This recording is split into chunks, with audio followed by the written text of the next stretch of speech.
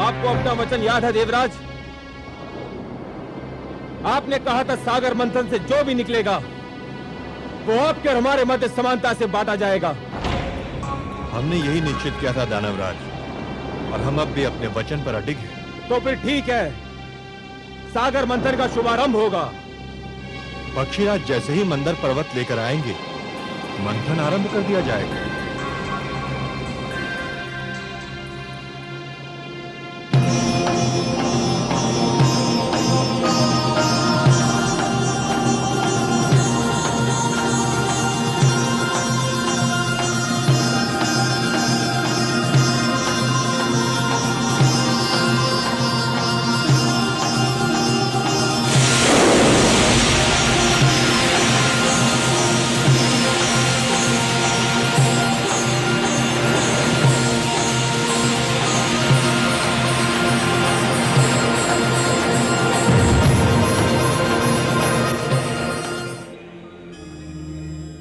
नारायण नारायण। आइए देवर्षि।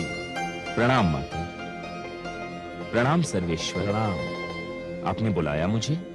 हाँ देवर्षि, हमें आपका सहयोग चाहिए। हे लक्ष्मी नारायण, ये तो आपकी महानता है कि आप मेरी सेवा को सहयोग का नाम देते हैं। आदेश दीजिए। समुद्र मंथन होने वाला है देवर्षि, समुद्र मंथन। परंतु एक समस्या है। वासुकी नाग का प्रयोग डोरी के रूप में होना है, और मंथन के समय उसके मुख से ऐसी भयंकर अग्नि जैसी फुंकारें निकलेंगी कि जो पक्ष उसके मुख की ओर होगा वो झुलस कर मर जाएगा। ये तो सत्य है प्रभु। समस्या ये है देवर्षि कि यदि दानव मरे तो दैत्य गुरु शुक्राचार्य उन्हें पुनः जीवित कर देंगे, और यदि देवता मरे तो उनकी संख्या कम हो जाएगी और समुद्र मंथन संभव ही नहीं हो पाएगा। ये तो चिंता का विषय है देवेश्वर, इसकी ओर तो मेरा ध्यान ही नहीं गया। इसीलिए तो मैं ये चाहता हूं देवर्षि कि पाला बांटते समय कुछ ऐसा हो कि वासुकी की दुम की ओर देवता हो और वासुकी के मुख की ओर दानव हो। इसीलिए मैंने आपको थोड़ा सा कष्ट दिया। नारायण नारायण, आपकी लीला धन्य है प्रभु। देवर्षि, ये केवल मेरी लीला नहीं, आपकी बुद्धि की परीक्षा भी है। वासुकी के मुख की ओर दानव और दुम की ओर देवता। बस ये समझिए कि आपकी क्षमता की परीक्षा है ये। आपको परीक्षा लेने में और मुझे परीक्षा देने में जो आनंद आता है, उसका अनुमान केवल मेरी लक्ष्मी माता को है। क्यों माता? नारायण नारायण।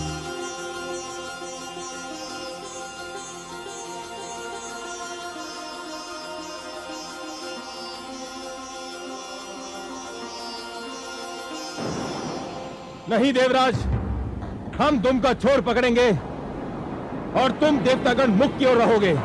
ये नहीं हो सकता। दानव पक्ष वासुकी के मुख का छोर पकड़ेगा और हम दुम की ओर रहेंगे। दानवराज ने जो कह दिया वही होगा। हमारे देवराज के निर्णय भी कोई नहीं बदल सकता। तो फिर समझ लो संधि समाप्त हो गई और समझौता भी टूट गया। नारायण नारायण। आइए देवर्षि, स्वागत है।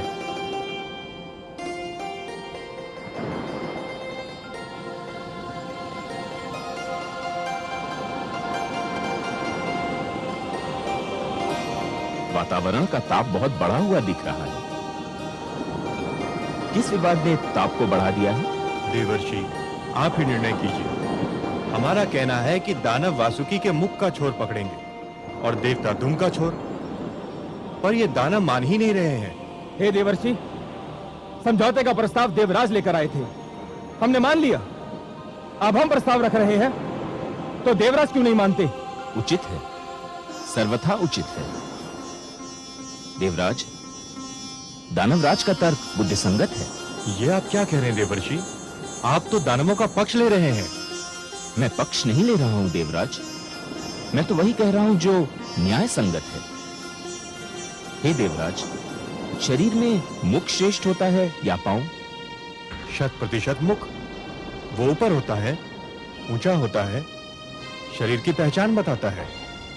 तो फिर तो श्रेष्ठ की ओर उसी को ही होना चाहिए जो स्वयं भी श्रेष्ठ हो। क्या कहना चाहते हैं आप देवर्षि?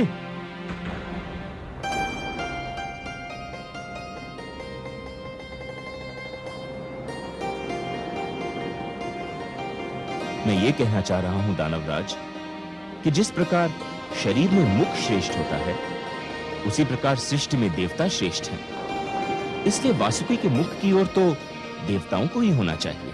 आप हमारा अपमान कर रहे हैं देवर्षि। हमने देवताओं को परास्त किया है, युद्ध क्षेत्र में उन्हें सर झुकाने पर विवश कर दिया था। देवता श्रेष्ठ थे, अब नहीं है, और पराजित कभी श्रेष्ठ नहीं हो सकता।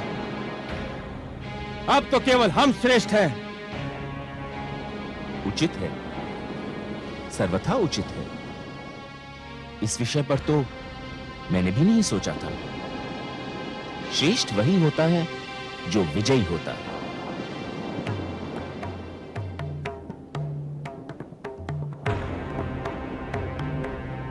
हे देवेंद्र, अब इस कटु सत्य को मान ही लीजिए कि विजयी होने के कारण दानव श्रेष्ठ हो चुके हैं।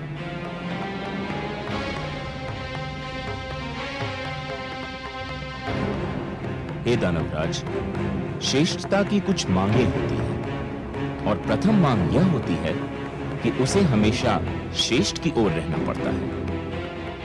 यह मांग तो तभी पूरी हो सकती है जब आप वासुकी के श्रेष्ठ भाग की ओर हो। यदि श्रेष्ठ की यही मांग है, तो हम वासुकी के मुख की ओर का पाला स्वीकार करते हैं।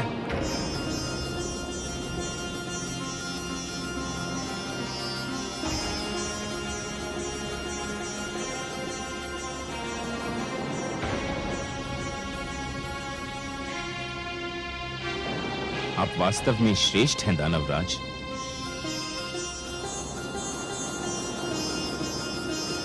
देवर्षि नारद की जय! देवर्षि नारद की जय! देवर्षि नारद की जय! नारायण नारायण। नारद के इस खेल से दानव थे अनजान, जीत हुई फिर ज्ञान की, हार गया अज्ञान। सागर मंथन के लिए दोनों दल तैयार, लेकिन क्या हो पाएगा देवों का उद्धार।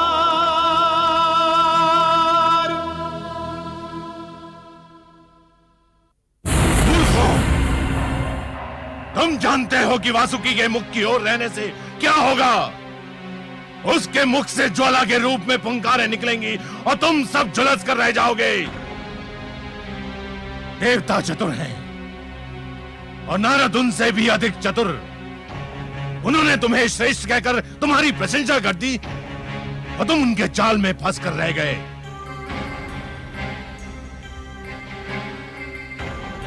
परंतु गुरुदेव, अब तो हमने उनका प्रस्ताव मान लिया है। यदि अब हमने उनका निर्णय नहीं माना, तो हमारे अपने लोग हमें संदेह की दृष्टि से देखने लगेंगे। भूल मेरी थी जो मैंने तुम लोगों पर भरोसा किया। मुझे स्वयं वहां पर उपस्थित रहना चाहिए था। अब क्या होगा गुरुदेव? बाण धनुष से निकल चुका है। जाओ, जाकर मंथन आरंभ करो। मुझे स्वयं देवताओं की चतुराई पर दृष्टि रखनी है। जाओ। जो आज्ञा गुरुदेव।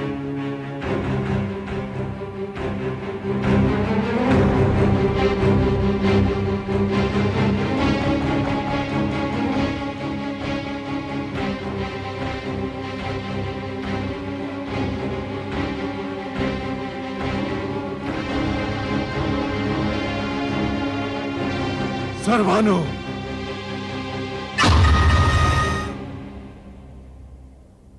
आज्ञा गुरुदेव। सर भानु, समुद्र मंथन होने जा रहा है।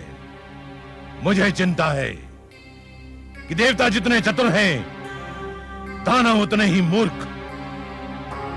ना जाने मैं कब से उनकी मूर्खता को चतुराई में बदलने की चेष्टा कर रहा हूं। मुझे विश्वास है कि देवता अमृत के बंटवारे में भी चतुराई अवश्य दिखाएंगे। तो फिर आपका मेरे लिए क्या आदेश है? मैं ये कार्यभार तुम्हें सौंपता हूं। तुम ध्यान रखोगे कि अमृत के बंटवारे में कोई पक्षपात ना हो। जितना अमृत देवताओं को मिले, उतना ही दानवों को मिले। आप निश्चिंत रहिए गुरुदेव, मेरे होते हुए कोई असमानता नहीं हो सकती।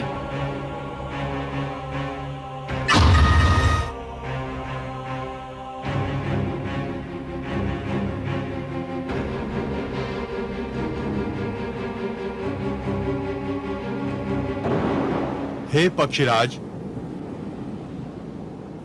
अब पर्वत को उठाइए और इसे समुद्र के बीचों बीच रख दीजिए।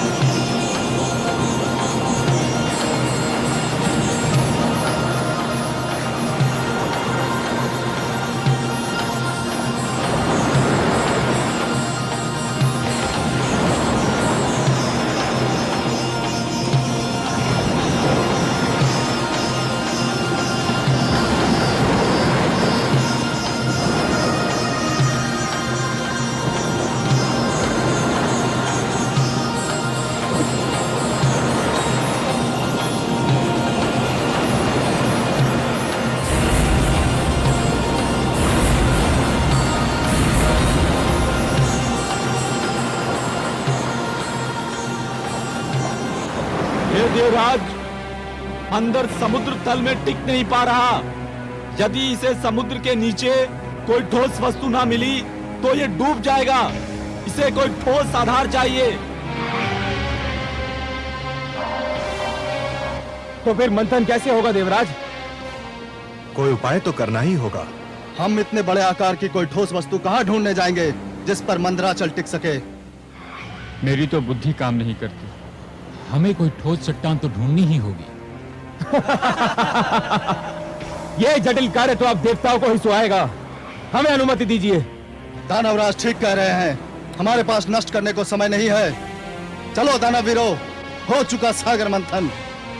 ठहरिए दानवराज। देवराज, हम ठहर कर क्या करेंगे? मंथन तो संभव नहीं है।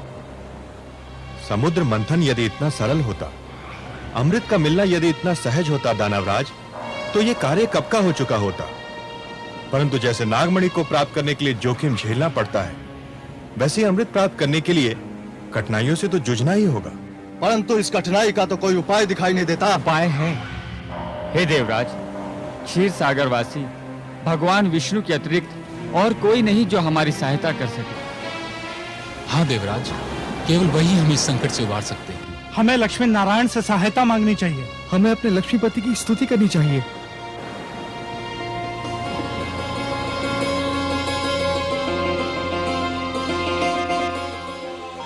ये धरती से पुकार उठ रही है। मुझे बुलाया जा रहा है। हाँ कमल नयन, संकट बढ़ रहा है। मंथन असंभव सा लगने लगा है। और यदि मंथन नहीं हुआ तो जीवन संकट में घिर जाएगा।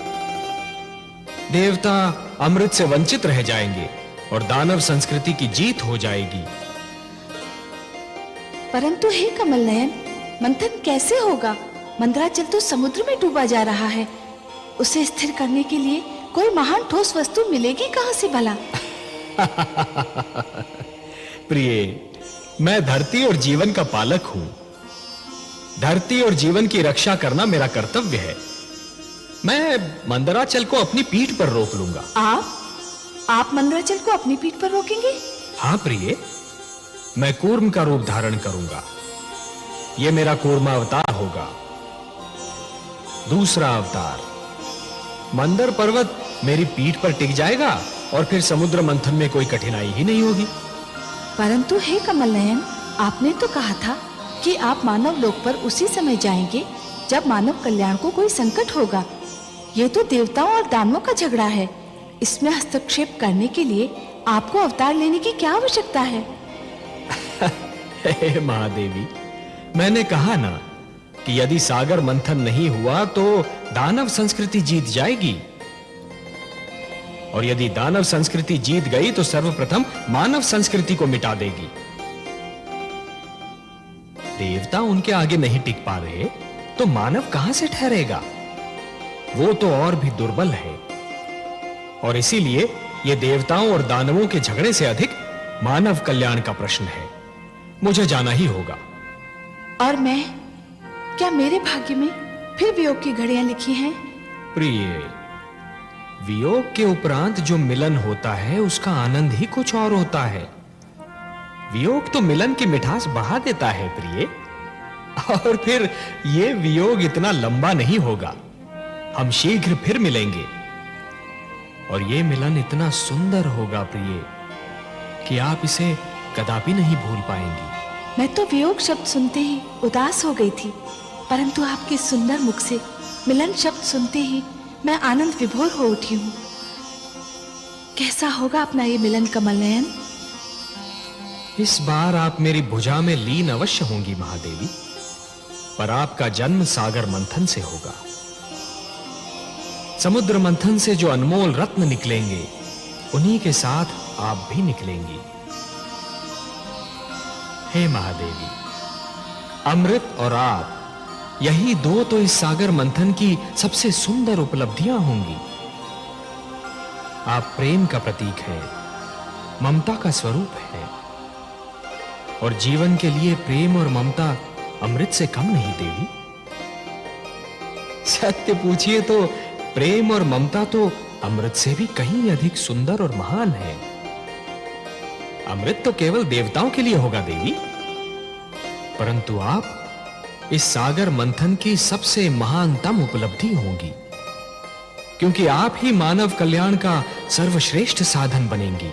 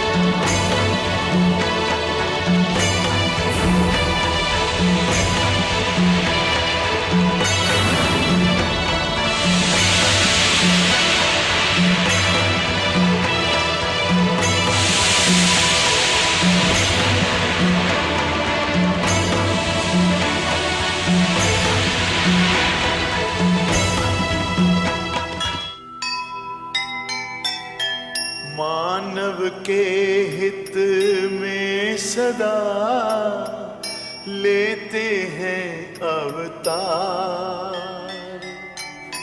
सागर मंथन का लिया नारायण ने भार।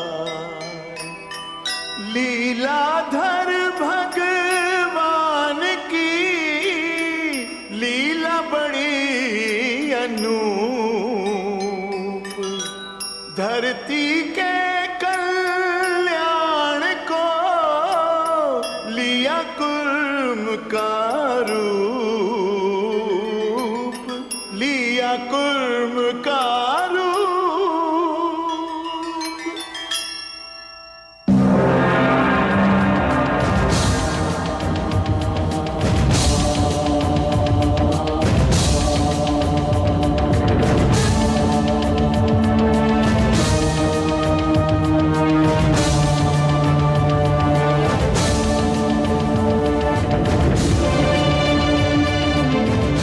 हे देवगण, तुमने मुझे पुकारा, मैं आ गया हूं।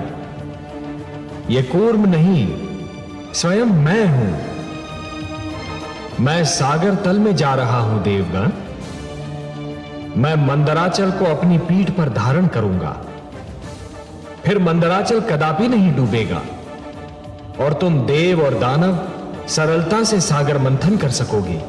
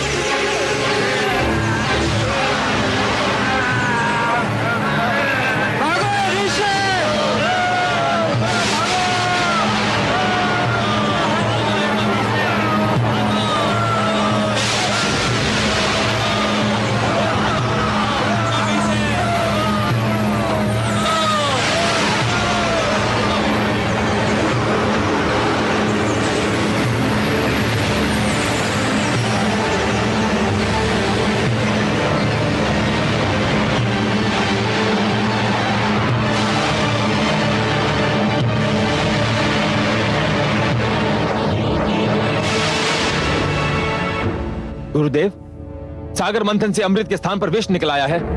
चारों ओर त्राई त्राई मची हुई है। देवता तो कहते थे कि सागर मंथन से जीवनदायक अमृत मिलेगा, परंतु सागर तो मृत्यु बांट रहा है गुरुदेव। इसी कारण हम वहां से भाग आए। ऐसे में सागर मंथन से क्या लाभ? हम अब सागर मंथन में भाग नहीं लेंगे।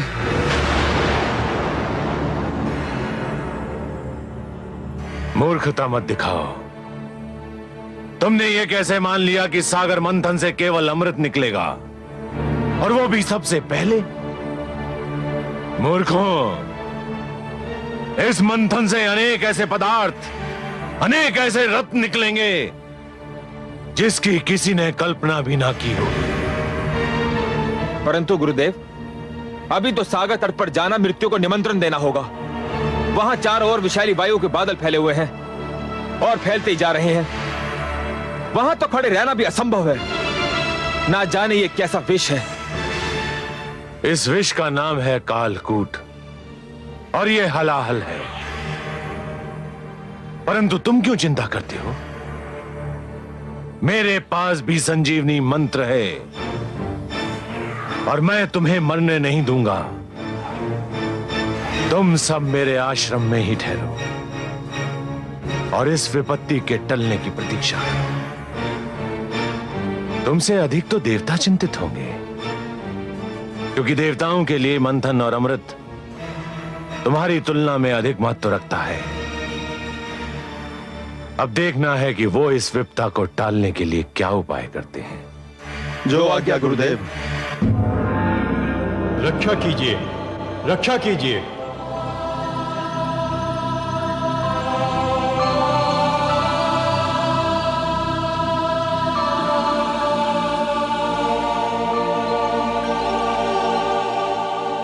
रक्षा कीजिए हे त्रिलोकीनाथ, आपकी सृष्टि संकट में है।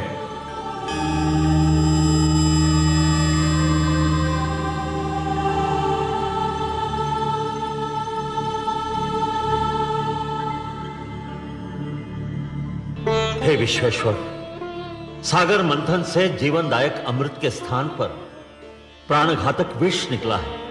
सृष्टि में हाहाकार मचा है। हे आदि प्रजापति, हे देवगण, जीवन को अमर बनाने के लिए मृत्यु से हर पग पर टकराना तो अवश्य पड़ता है। इसी संघर्ष में तो जीवन का सौंदर्य निहित है। जब शिशु माता के गर्भ में होता है तो उसे हर क्षण मृत्यु से संघर्ष करना पड़ता है। शिशु के जन्म से पूर्व माता भी जीवन और मृत्यु के इसी संघर्ष का अनुभव करती है। परंतु जैसे ही शिशु का जन्म होता है, समस्त सृष्टि मुस्कुराती है।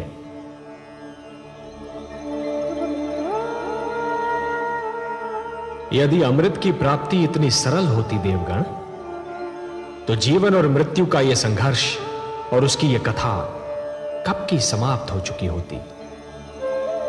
परंतु हे जगदीश्वर, समुद्र में यह विष आया कहां से? यह तो आदि प्रजापति श्री ब्रह्मा की संतान मानव का चमत्कार है। वो जिस वस्तु को भी अपने लिए उपयोगी नहीं समझता, उसे समुद्र की गहराइयों में फेंक देता है। वो ये नहीं सोचता कि जो वस्तु उसके लिए हानिकारक है, वो समुद्र के प्राणियों के लिए भी हानिकारक होगी। मैंने तो जल मनुष्य की आवश्यकताओं की पूर्ति के लिए बनाया था। सत्य कहा आपने हे ब्रह्मा। जल का तो अर्थ ही है जीवन, परंतु मनुष्य ने उसे व्यर्थ और हानिकारक वस्तुओं का भंडार बना दिया है। उसी प्रदूषण ने बढ़ते बढ़ते विष का रूप धारण कर लिया है। उसे एक न एक दिन समुद्र के गर्भ से बाहर तो आना ही था। हे लक्ष्मी नारायण, क्या यह नहीं हो सकता कि यह विष जहां से आया है, इसे उसी समुद्र में वापस फेंक दिया जाए? नहीं देवराज, नहीं। यह समस्या का समाधान नहीं है। यह तो समस्या से भागने का एक असफल प्रयत्न है। यदि इस विष को पुनः समुद्र के गर्भ में फेंक दिया गया तो वह दृष्टि से ओझल अवश्य हो जाएगा, पर उसके अस्तित्व का अंत नहीं होगा।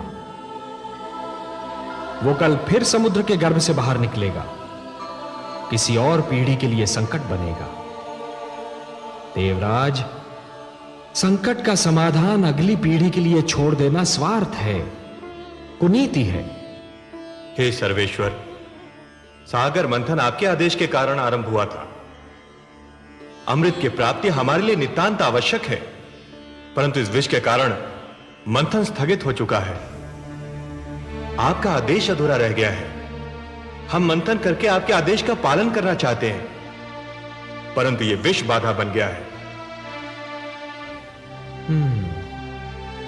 देवगण, ये बहुत जटिल समस्या है और इसका समाधान केवल भोलेनाथ कर सकते हैं। मैं देख रहा हूं कि इस संकट का निवारण केवल उन्हीं के पास है। चलिए, मैं भी आप सबके साथ उनकी सेवा में चलता हूं।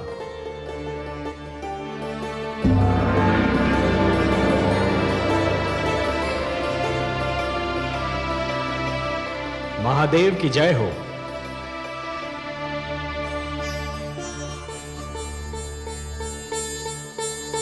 मेरे अहोभाग्य, आज कैलाश धन्य हो गया। आज कैलाश को त्रिमूर्ति के ही नहीं, समस्त देवताओं के भी दर्शन हो रहे हैं। मैं आप सबको प्रणाम करता हूं। कैलाश पर आप सबका स्वागत करता हूं। हे देवाधिदेव, हे महादेव, सृष्टि पर संकट की छाया गहरा रही है। संकट? हाँ भोलेनाथ, संहार करता तो आप हैं, परंतु आज आपकी इच्छा के बिना मानव जीवन पर संहार का प्रारंभ हो गया है।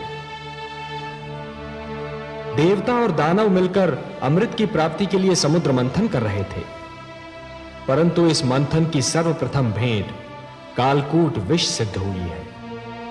अब यह विष समस्त सृष्टि के लिए संकट बना हुआ है। समस्या यह है कि इस विष के प्रभाव से यदि दानवों की मृत्यु हुई तो दैत्य गुरु शुक्राचार्य आपके दिए हुए संजीवनी मंत्र की शक्ति से उन्हें पुनर्जीवित कर लेंगे। श्री विष्णु की कृपा से देवताओं की भी सुरक्षा हो जाएगी, पर इस विष के दुष्प्रभाव से मेरी संतान, मेरा निर्दोष मानव समाप्त हो जाएगा। इसीलिए मैं आपसे विनती करता हूं कि हमारी सहायता कीजिए। हे महादेव, कालकूट विष सारे विश्व को अपनी लपेट में ले रहा है। हम पर कृपा कीजिए, इस संहारक विष को नष्ट कीजिए। देवराज, संहार करता तो केवल मैं हूं। विष भी मेरा ही आविष्कार है। विष मेरे लिए संहार करने का शस्त्र है और किसी भी विष को नष्ट नहीं किया जा सकता। विष को रोका जा सकता है, विष को सीमित किया जा सकता है, विष के दुष्प्रभाव को समाप्त किया जा सकता है, परंतु विष को नष्ट नहीं किया जा सकता। और हां देवराज, संसार में कालकूट ही एकमात्र विष नहीं है। विष तो कटु वाणी में भी होता है, अश्लील विचारों में भी होता है। वाणी के विष को यदि कानों में ही रोक लिया जाए तो उसका प्रभाव हृदय तक नहीं पहुंचता, और अश्लील विचारों के विष को यदि मस्तिष्क में प्रवेश न करने दिया जाए तो वो चरित्र को हानि नहीं पहुंचा सकता।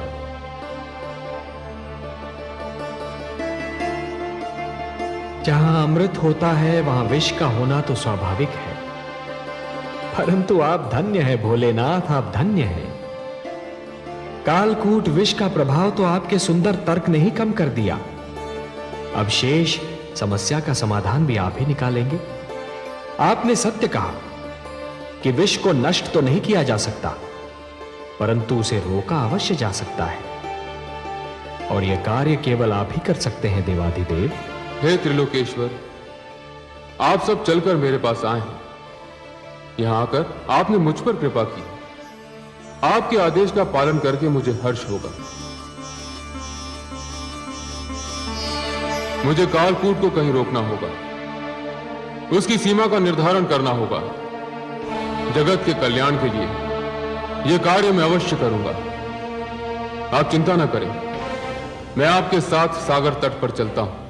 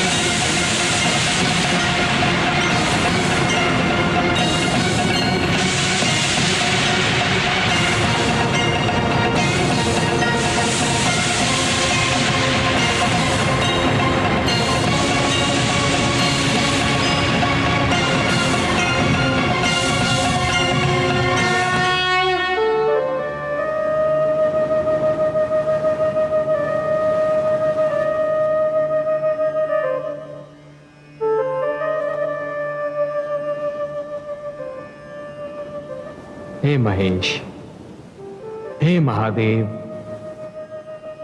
आज आपने कालकूट विष के प्रभाव से सारे संसार को बचा लिया। आपको कोटि कोटि धन्यवाद। आपने समस्त सृष्टि पर उपकार किया है महादेव। आज आपने महान त्याग और महानतम बलिदान का प्रदर्शन किया है। हे भोलेनाथ, आज से आप नीलकंठ हो गए और यह समस्त संसार इस नीलकंठ का सदैव आभार मानेगा। मैं स्वयं आपका ऋणी रहूंगा नीलकंठ, क्योंकि जिन लोगों की रक्षा मुझे करनी चाहिए थी, आज उन सब की रक्षा आपने की है।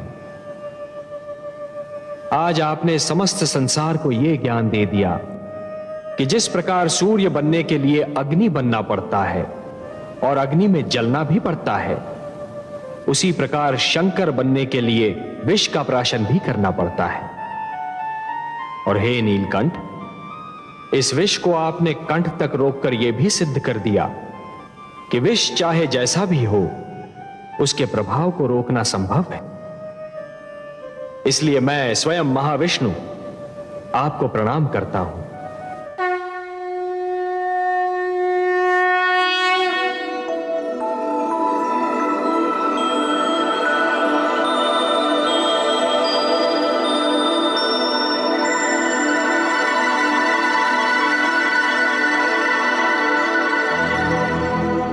सबकी रक्षा के लिए किया आज विषपान, देवों के भी देव हैं नीलकंठ भगवान, देवों के भी देव हैं नीलकंठ भगवान।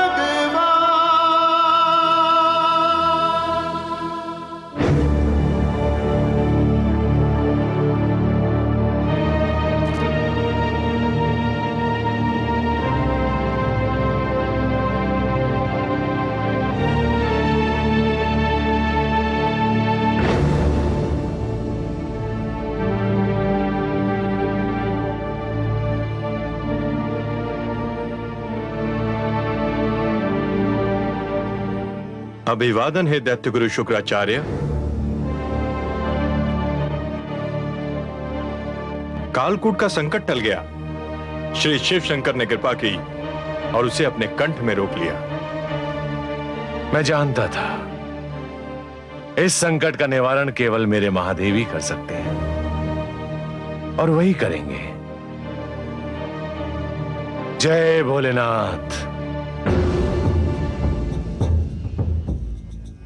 तो अपने शिष्यों को सागर तट पर चलने की आज्ञा दीजिए।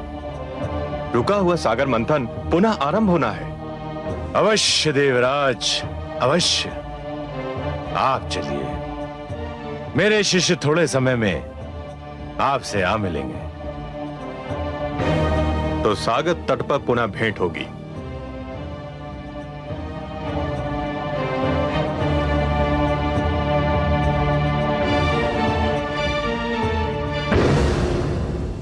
गुरुदेव, क्या मैं पुनः जाना होगा?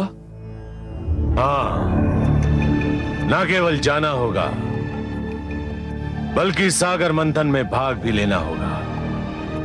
अमृत कितना महत्वपूर्ण है, यह केवल मैं जानता हूं। देवराज इंद्र की बात भूल गए तुम? संजीवनी मंत्र जितना तुम्हारे लिए आवश्यक है, अमृत उतना ही मेरे लिए आवश्यक है।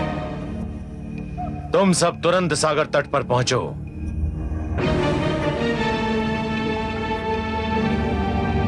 स्वर भानु, तुम मेरे शिष्यों के साथ जाओ और मेरे आदेश को ध्यान में रखकर उनकी हर क्रिया पर दृष्टि रखो। जो आज्ञा गुरुदेव।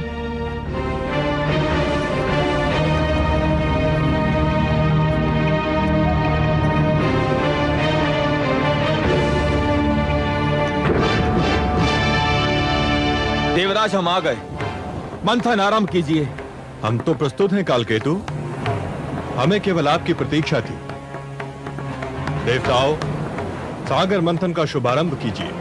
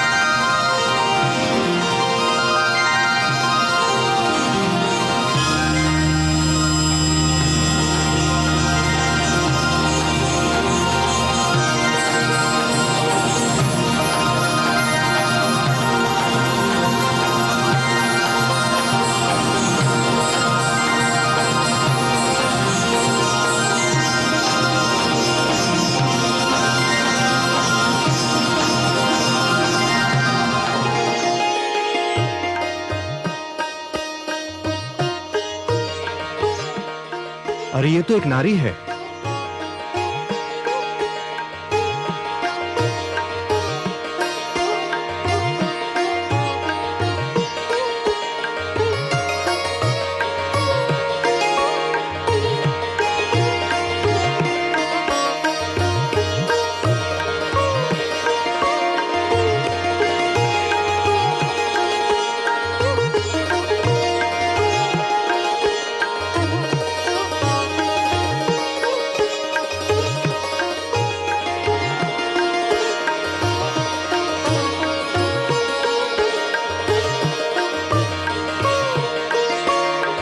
हर्षल, इतनी सुंदर नारी कभी देखी थी पहले?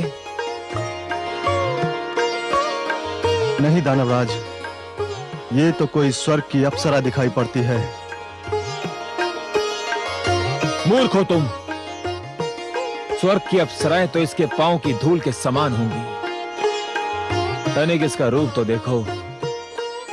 मुख है कि पूनम की रात्रि का चंद्रमा, आंखें हैं या मद की कटोरी, कपोल है कि लाल कमल के पुष्प, अधरों की लालिमा उषा को लजा रही है, कंधों पर काले केशों की घटा लहरा रही है, मुस्कुराती है तो हृदय पर बिजली गिराती है, चलती है तो पुष्पों से भरी डाली लचक जाती है। हर्षल, इसने तो मेरा मन विचलित कर दिया है। तो फिर आप घोषणा कर दीजिए महाराज कि इस सुंदरी पर केवल आपका ही अधिकार होगा। इस सुंदर नारी पर हमारा अधिकार है देवराज। कदापि नहीं। क्यों? निर्णय तो यही हुआ था, मंथन से जो भी वस्तु निकलेगी वो देवताओं और दानवों में आदि आदि बांट दी जाएगी। हाँ, यही निर्णय हुआ था, किंतु यह वस्तु नहीं है, प्राणी है, नारी है, स्त्री है। इसका विभाजन नहीं किया जा सकता। मैं कब कहता हूं कि इसका विभाजन किया जाए? मैं स्वयं इसे इसी रूप में प्राप्त करना चाहता हूं जिस रूप में दिखाई दे रही है। निर्णय बहुत सरल है देवराज, यह सुंदरी हमें दे दो। इसके उपरांत मंथन से जो भी निकलेगा वो तुम देवतागण ले लेना। दानवराज बिल्कुल ठीक कह रहे हैं। ये केवल नारी और सुंदरी नहीं है, देवी है। और देवी केवल देवताओं की संगति में रह सकती है, दानवों की संगति में नहीं। तुम हट कर रहे हो देवराज। यह हट का नहीं, सिद्धांत का प्रश्न है। यह देवी तुम्हें नहीं दी जा सकती। तो फिर हम समझौते के अंत की घोषणा करते हैं देवराज। हम समझौता समाप्त नहीं करना चाहते, परंतु यदि यही एक मार्ग रह गया है तो हमें स्वीकार है। समझौते के अंत का दूसरा अर्थ समझते हो देवराज? समझौते का अंत युद्ध का आरंभ होता है। अब हमारी भेंट युद्ध क्षेत्र में होगी। आपकी इच्छा दानवराज, तुम हमें युद्ध के लिए तैयार पाओगे।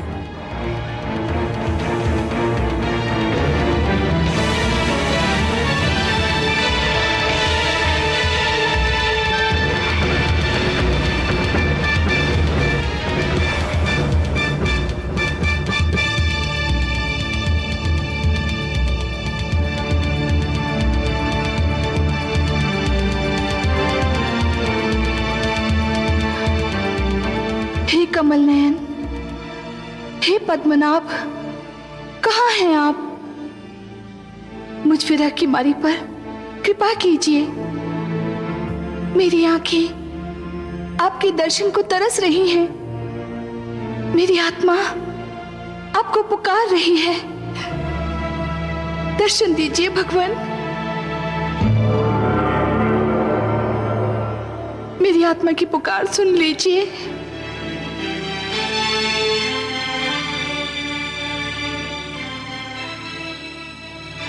महादेवी, कमल नयन, आपने हमें पुकारा, हम आ गए आपके पास।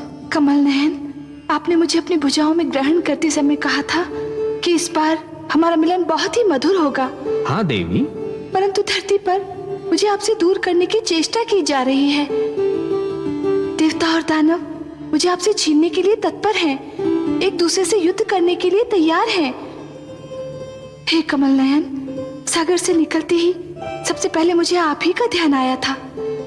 आपसे क्षणिक वियोग भी मुझसे सहन नहीं होता।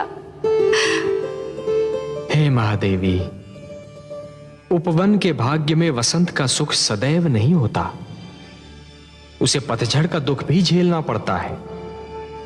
उसी प्रकार जीवन में भी मिलन का आनंद सदा के लिए नहीं छाया रहता देवी। वियोग की घड़ियां भी आती हैं। तो कब बीतेंगी यह विरह की घड़ियां? मैं तो आप ही की हूं, आप ही के लिए बनी हूं। आपसे दूर रहने का विचार भी मुझसे सहन नहीं होता। हे महादेवी, इस बार आप मंथन में सागर पुत्री के रूप में जन्मी हैं, इसलिए आप धरती के नियमों के अधीन हैं। मैं इन नियमों को तोड़ नहीं सकता देवी। धरती के सारे प्राणियों की भांति आपके भाग्य विधाता भी ब्रह्मा है। आपके भाग्य में क्या लिखा है ये तो केवल वही बता सकते हैं। तो मैं ब्रह्मा जी के पास जाऊंगी, उनसे पूछूंगी कि मुझ पे ये अत्याचार क्यों किया जा रहा है, मुझे अपने नारायण से क्यों दूर किया जा रहा है।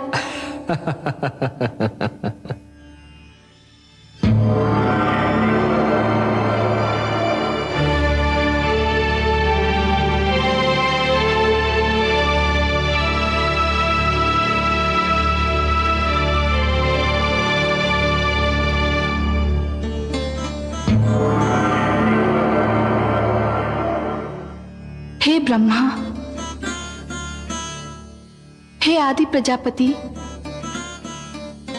हे विधाता, मेरा जीवन कांटों की शैया बन गया है। विरह की अग्नि मेरे तन मन को फूंक रही है। हे विधाता, आप तो जानते ही हैं, मेरा मन नारायण के चरण कमल में वास करता है। उनकी भुजा ही मेरा घर है। उनके सुंदर मुख को निहारना मेरी पूजा है। उनसे दूर बीता एक पल मेरे लिए युग के समान है। फिर मुझे उनसे दूर क्यों किया जा रहा है? सागर तट पर मेरे लिए युद्ध की घोषणा कर दी गई है। आपके लिए युद्ध की घोषणा? हाँ विधाता, मेरे लिए युद्ध घोषित किया गया है।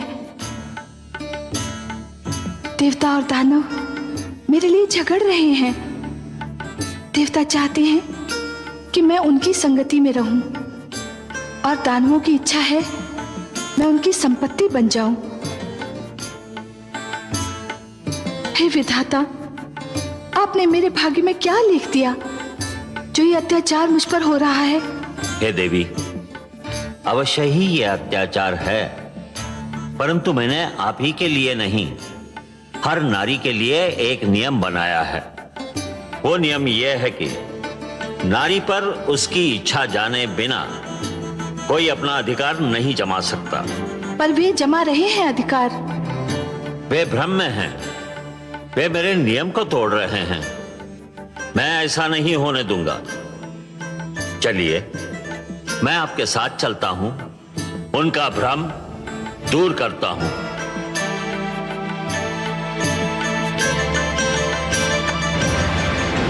देवताओं, ध्यान रहे कि समझौता तोड़ने की स्थिति तुमने बनाई थी, हमने नहीं।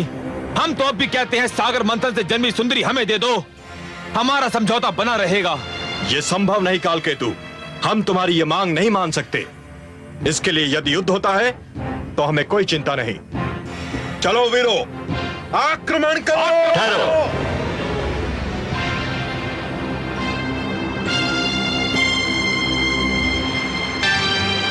दोनों पक्ष इस नारी को प्राप्त करने के लिए झगड़ रहे हैं, पर किसी पक्ष ने इस नारी से यह पूछने का कष्ट किया कि स्वयं इसकी इच्छा क्या है?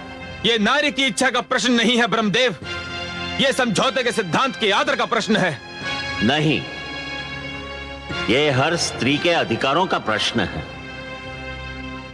अपने लिए किसी को स्वीकार या अस्वीकार करने का निर्णय केवल नारी कर सकती है। स्त्री कोई वस्तु नहीं जिसे बांट लिया जाए। समुद्र मंथन से निकली ये नारी मेरी सहोदरा है, मेरी बहन है। ये सागर पुत्री किसे स्वीकार करेगी, इसका अधिकार मैं इसी को देता हूं। आज मैं एक नई प्रथा के शुभारंभ की घोषणा करता हूं। यह स्वयंवर की प्रथा होगी। स्वयंवर? हाँ, स्वयंवर, जो हर नारी का अधिकार होगा। अपनी इच्छा से अपनी पसंद का वर चुनने का अधिकार। इस सागर पुत्री के हाथों में एक पुष्पमाला होगी। यह पुष्पमाला इसके मन की इच्छा की प्रतीक होगी। फिर यह सागर पुत्री जिसके गले में यह माला डाल देगी, समझा जाएगा उसी को इसने अपना वर चुन लिया। मैं समस्त देवता और दानव समाज को इस सागर पुत्री के स्वयंवर समारोह में भाग लेने का निमंत्रण देता हूं।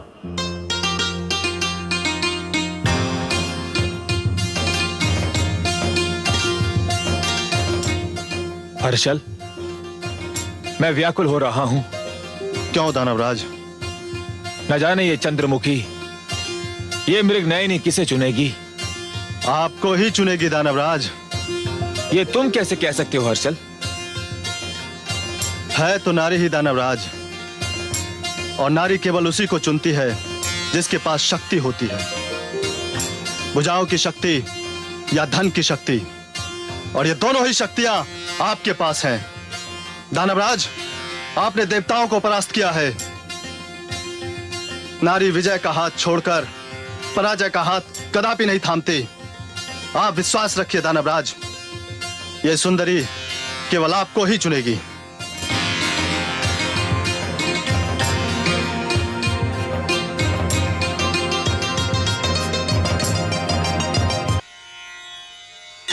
नारायण नारायण।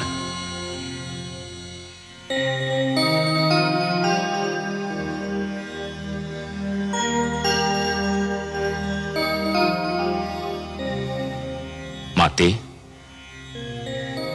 जिसके अधरों की मधुर मुस्कान सारे संसार को आनंद का संदेश देती है, जिसके सुंदर मुखड़े का ध्यान ही प्राणियों के मन में उजाला कर देता है, आज स्वयं वही दुख और चिंता की मूर्ति बनी हुई है।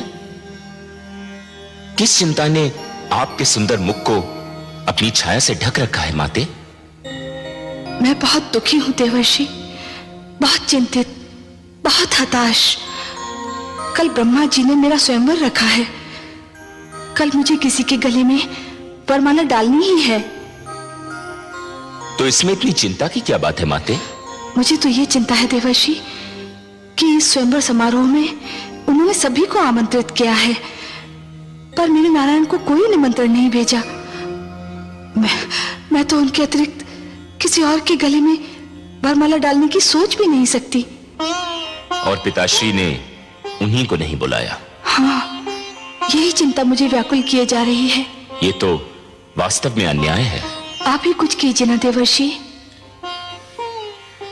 मैं अपने नारायण से विनती अवश्य कर सकता हूं, पर बिना निमंत्रण के वे आएंगे या नहीं, ये तो उन पर ही निर्भर करता है। नारायण नारायण।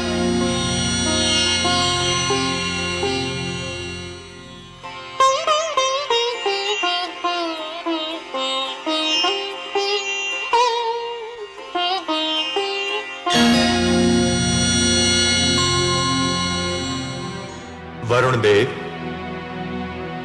चंद्रदेव नहीं आए अभी तक? संध्या की बेला हो गई है, बस उदय होने ही वाले होंगे।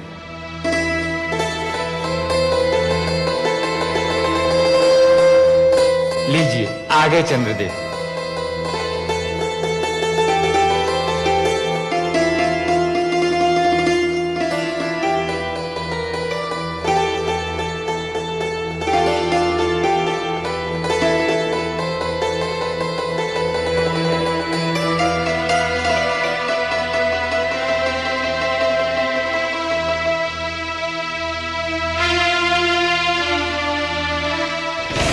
हे ब्रह्मा, मेरी समझ में नहीं आ रहा क्या कारण समय को नष्ट किया जा रहा है। जिन दानवर देवताओं को आमंत्रित किया था वे सब तो आ चुके हैं, अब देर किस बात की? स्वयंवर आरंभ कीजिए। हे अतिथिगण, आज सृष्टि में एक नई प्रथा की नींव डाली जाने वाली है, जिसका नाम स्वयंवर है।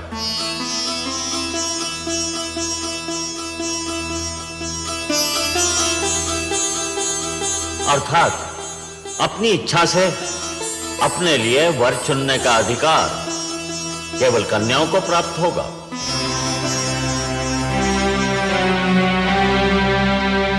सागर पुत्री के हाथों में जो पुष्पमाला है, इसे ये उसी के गले में डालेंगी जिसको ये अपने योग्य समझेंगी, जो इनका मनभावन होगा।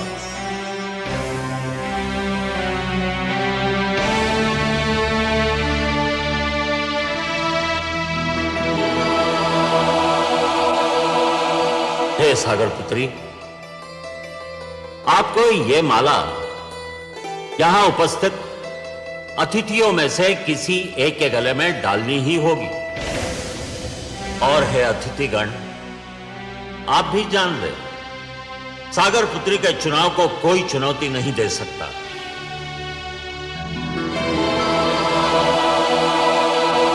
ये जिसे चुनेंगी उसी को इनका अंतिम निर्णय समझा जाएगा। उस पर कोई विवाद नहीं करेगा, किसी को भी आपत्ति करने का अधिकार नहीं होगा।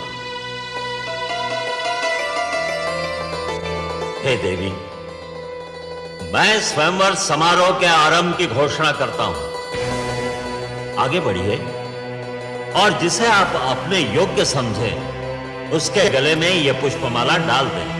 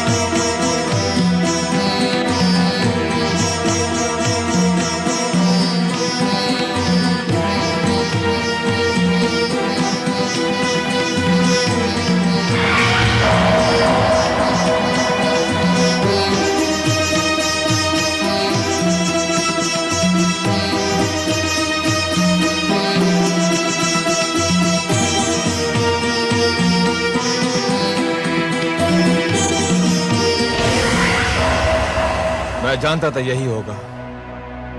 अब तो और कोई शेष नहीं रह गया है। सुंदरी, डाल दो ये पुष्पमाला मेरे गले में और सदा के लिए मेरी हो जाओ।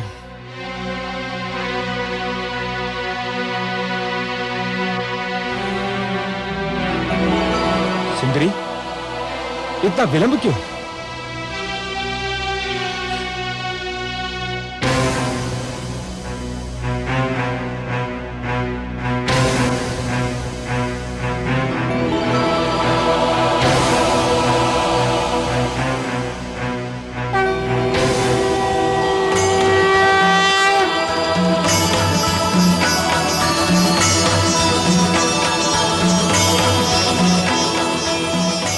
सुंदरी, इतना विलंब क्यों? प्रिय,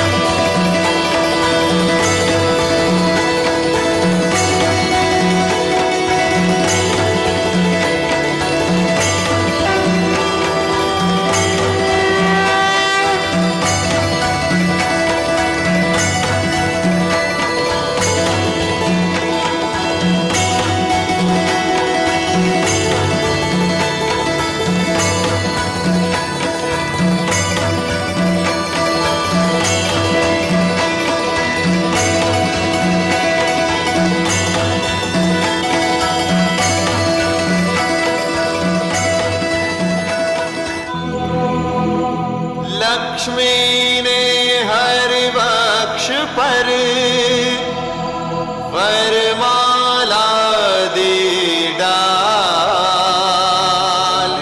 धन्य स्वयंवर की प्रथा, धन्य हुई जयमाल। धन्य स्वयंवर की प्रथा, धन्य हुई जयमाल।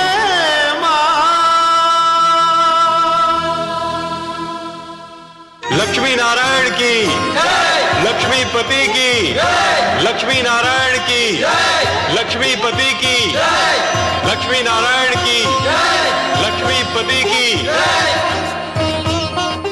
स्वागत है सर्वेश्वर। स्वागत है माता। आइए।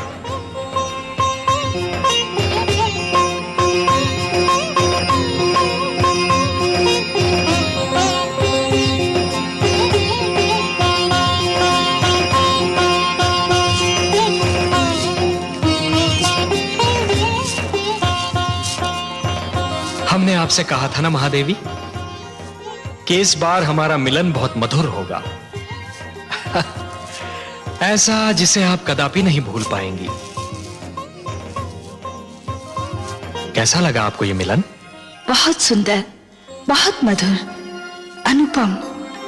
किंतु हे कमल नयन, जब तक आप नहीं आए थे मेरे हृदय की गति रुकी जा रही थी। एक क्षण का भी और विलंब करते आप तो। विलंब क्यों करता देवी? आपका मन मुझे पुकार रहा था। जब भी कोई मुझे मन से पुकारता है तो मैं उसके पास जाने में एक क्षण का भी विलंब नहीं करता। और आप तो देवी, जिन रंगों से हमारा जीवन चित्र बना है ना, उस चित्र के सुंदरतम रंग आप हैं। आपके बिना तो हमारा जीवन अधूरा है, अस्तित्व अधूरा है। तो आपके पास आने में मैं विलंब क्यों करता?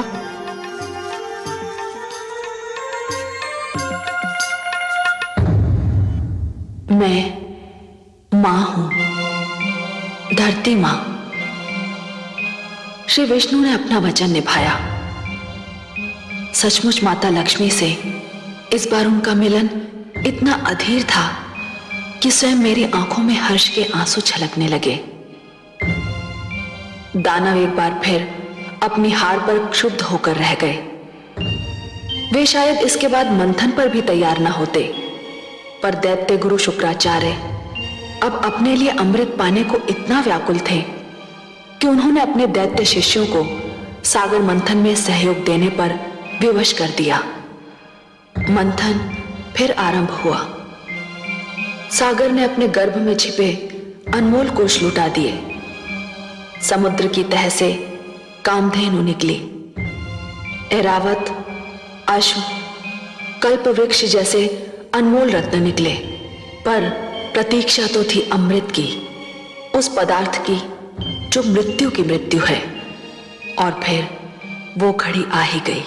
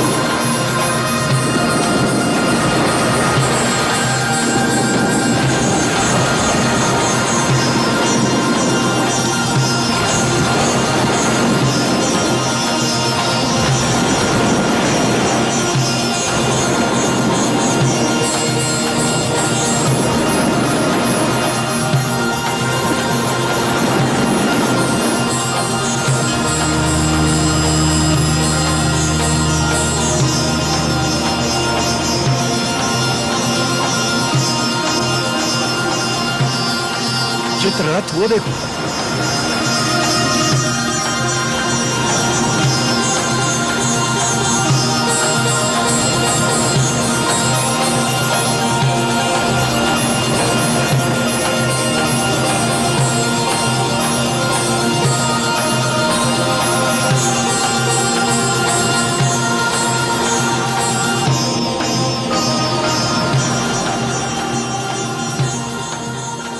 उस कलश में अवश्य ही अमृत होगा। अमृत? अमृत?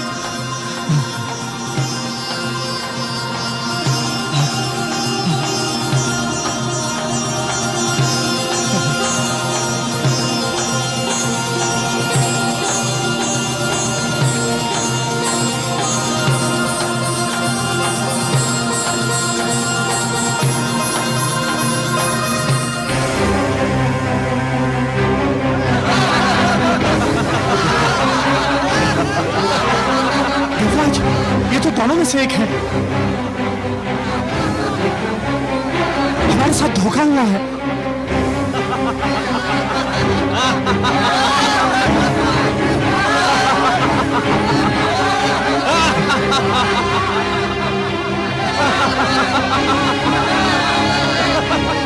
देवराज, दानव तो अमृत लेकर भाग गए।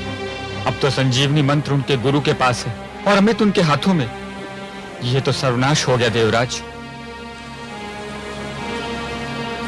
हमारे साथ भयंकर छल हुआ है। अब क्या होगा?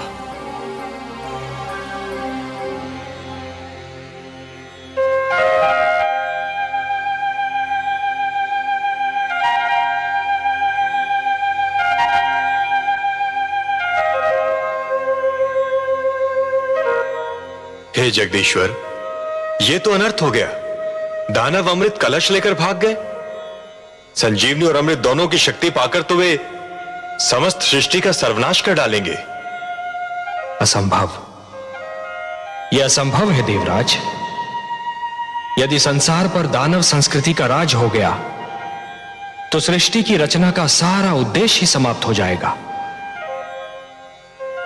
सृष्टि की रचना तो सुंदर विचारों के पनपने के लिए, शांति की सुगंध फैलाने के लिए और मानव को उन्नति के शिखर तक पहुंचाने के लिए की गई है। नहीं देवेंद्र, नहीं। धरती पर दानवी विचारों के लिए कोई स्थान नहीं है। दानव संस्कृति का उत्थान सृष्टि के सौंदर्य का अंत होगा, और मैं यह कदापि नहीं होने दूंगा देवेंद्र। आप चिंता न कीजिए, अमृत पर केवल देवताओं का अधिकार है, और अमृत कलश को आप तक पहुंचाना मेरा उत्तरदायित्व। हे त्रिलोकीनाथ, आप चाहें तो क्या नहीं कर सकते। यह आशा लेकर ही तो हम आपके चरणों में उपस्थित हुए हैं।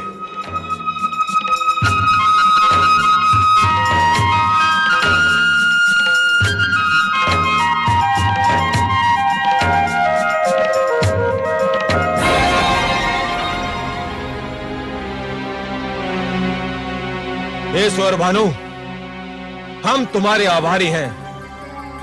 आज तुम्हारे कारण देवताओं को ज्ञात हो गया कि यदि हम दानव छल पर उतर आए तो देवता हमारे आगे ठहर नहीं सकते। छल विद्या में हम दानव देवताओं से कहीं आगे हैं।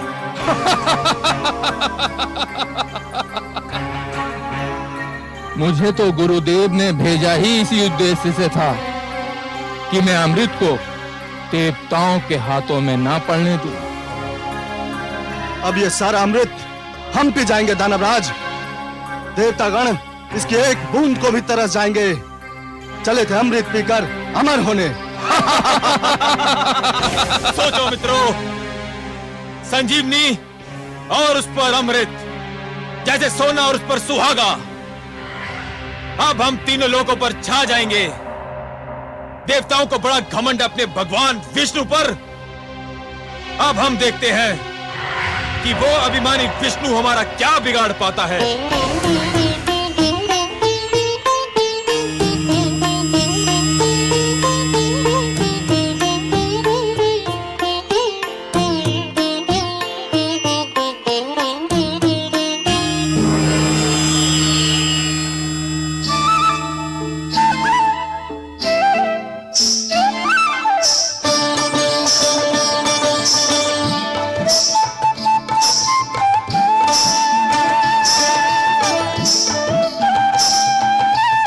कलश स्वर भानु और अमृत का वितरण आरंभ करो।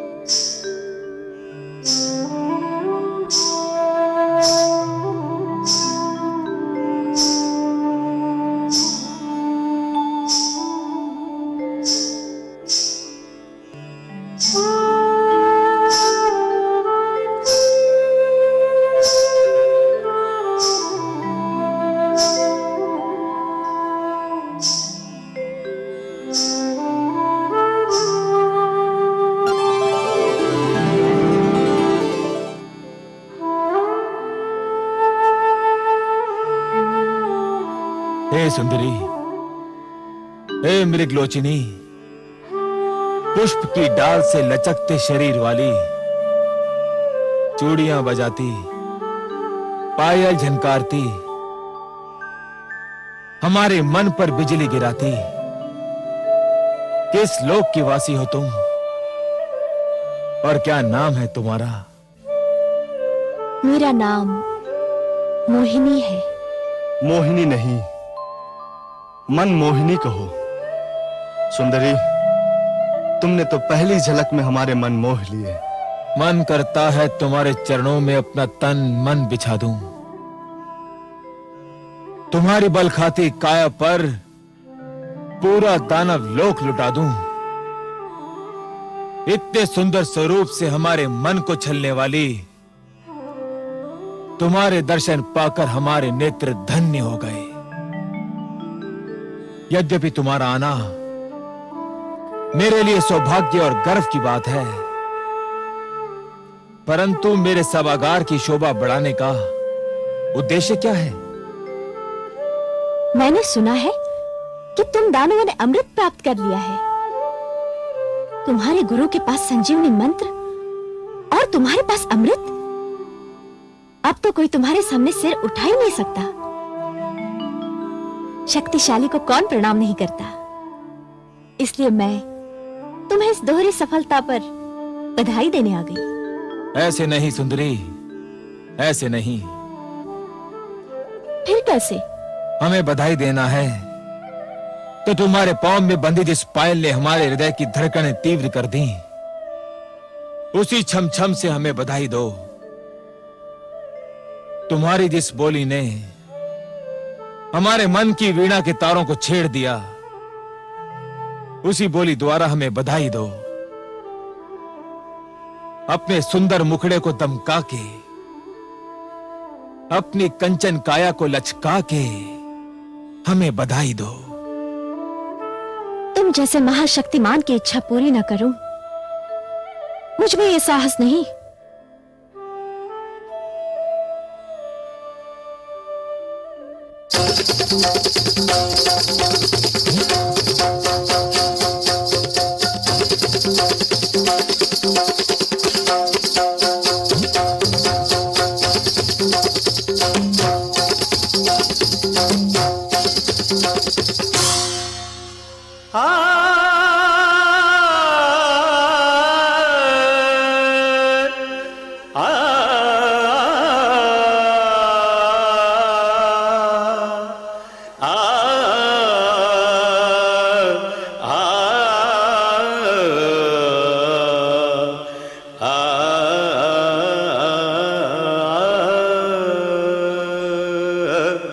मत्स्य बने फिर कच्छप बन के,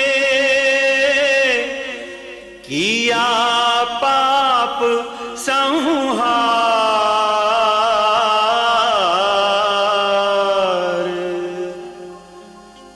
अब नारी के रूप में प्रगटे,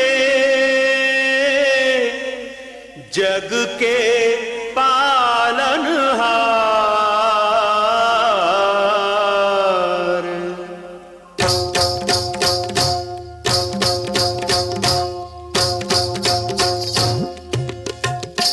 देखो आज लियो हरि रूप मोहनिया, आज लियो हरि रूप मोहनिया, जो इस जग को नाच नचाए, जो इस जग को नाच नचाए। देखो उस नटवर ने बांधी पैजनिया, जनक जननन झुमक छननन, जनक जननन झुमक छननन। देखो आज लियो हरि रूप मोहनिया।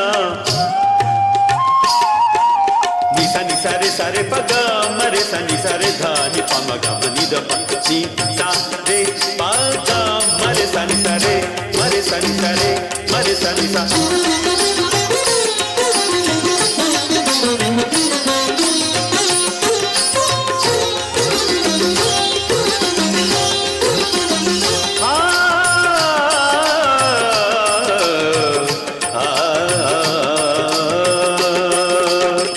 कनकलता कामिनिया बन के दामिनी दम के,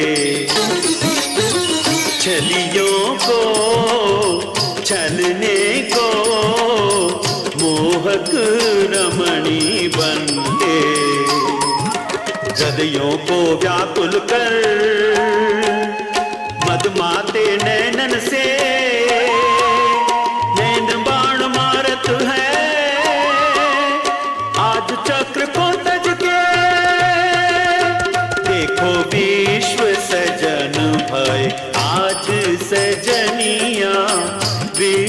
सजन भय आज सजनिया, जो इस जग को नाच नचाए, जो इस जग को नाच नचाए। देखो उस नटवर ने बांधी पैजनिया,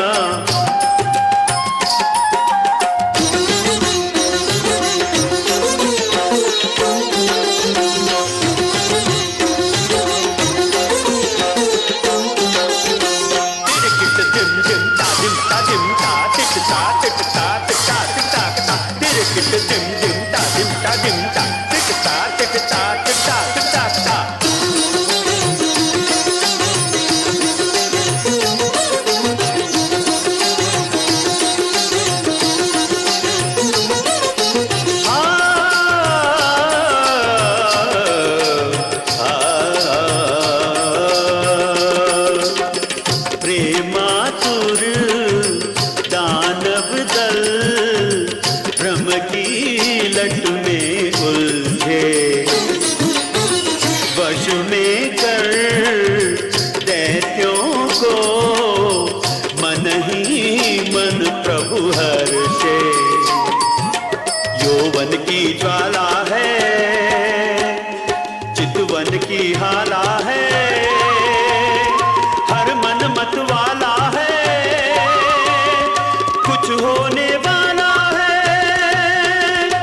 देखो सबको छकावत माया हिरनिया, सबको छकावत माया हिरनिया, जो इस जग को नाच नचाए, जो इस जग को नाच नचाए। देखो उस नटवर ने बांधी पैजनिया, आज लियो हरि रूप मोहनिया, आज लियो हरि रूप मोहनिया।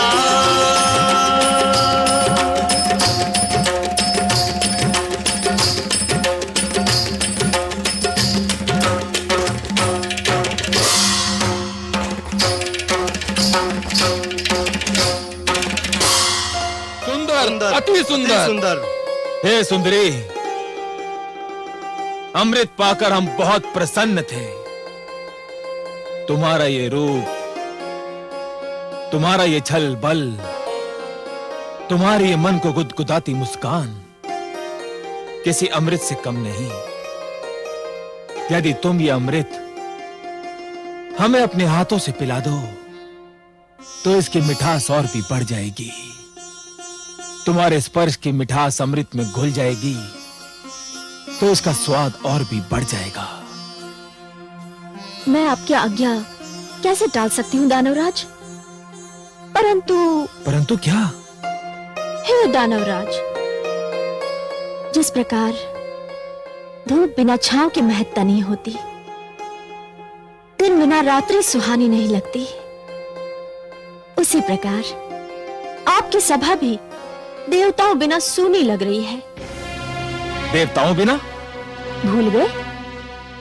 सागर मंथन में वो आपके सहयोगी थे। परंतु वे हमारे शत्रु हैं, हम उनको क्यों बुलाएं? हे दानवराज, आप उन्हें इसलिए बुलाएं कि वे छोटे, आप महान हैं। वे अन्यायी हैं, आप न्यायप्रिय हैं। वे छलिए हैं, पर आप निश्चल हैं। न्याय कहता है कि इस अमृत पर उनका भी अधिकार है। निश्चलता कहती है कि आधा अमृत आप पिए और आधा वे। महानता कहती है कि छोटों को भुला देना भी छोटापन है।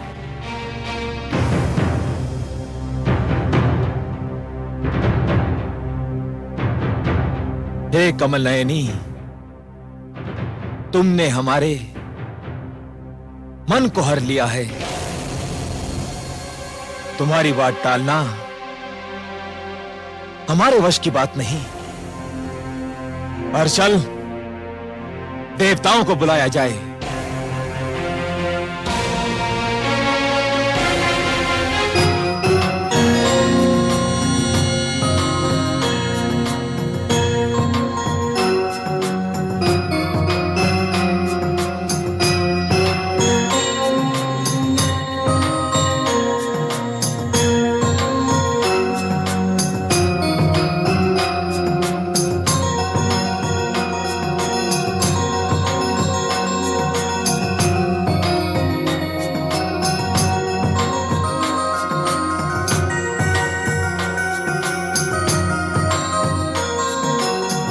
हे सुंदरी, अमृत का वितरण आरंभ करो। हमसे और अधिक धीरज न धरा जाएगा। अतिथि सत्कार दानव लोक की परंपरा है। इस परंपरा को निभाने के लिए मैं पहले देवताओं को अमृत पान का अवसर दूंगी।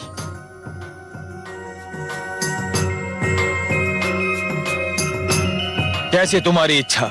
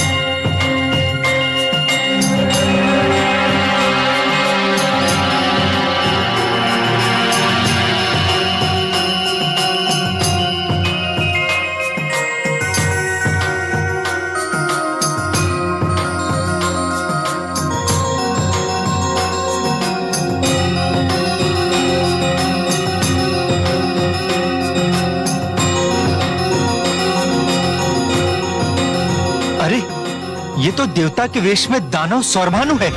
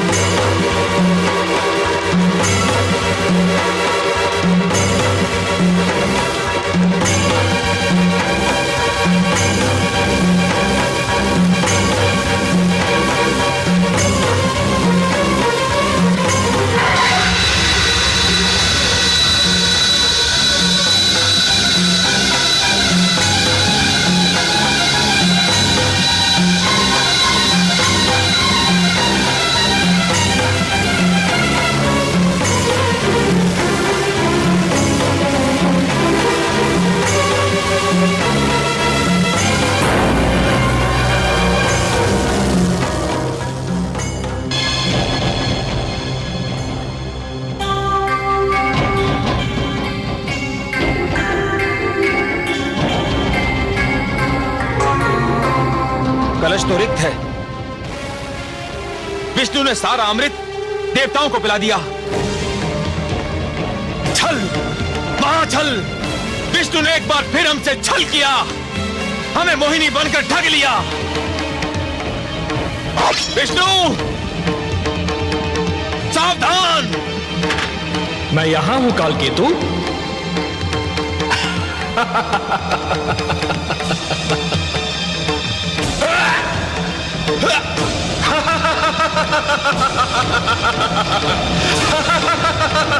सावधान दानवराज, अब कुछ नहीं हो सकता। स्मरण है हम अमृतपान कर चुके हैं। अमृतपान, हम सभी अमर हैं। अब तुम, तुम्हारे शस्त्र और तुम्हारी सेना हमारा कुछ नहीं बिगाड़ सकते, कुछ भी नहीं बिगाड़ सकते कालकेतु।